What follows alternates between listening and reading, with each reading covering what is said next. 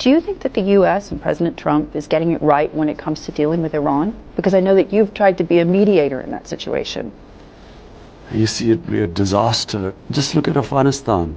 It's almost now 19 years.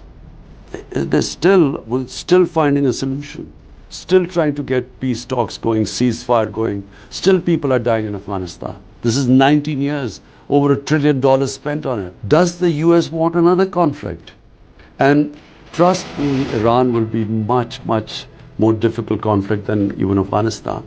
You've spent time in Tehran talking about these issues. Do you believe that there is a possibility that they would sit down with Donald Trump and have a conversation? You know, people should never rely on military solutions. I mean, you use military to solve one problem, 5 other problems come up, unintended consequences.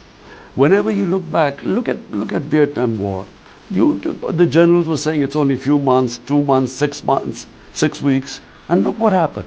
Same with Afghanistan. I heard it myself. War is never a solution.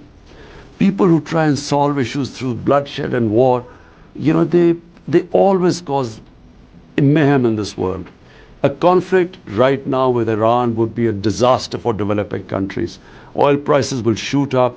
Countries like us who are just about balancing our budgets, everything will go and it'll just cause poverty.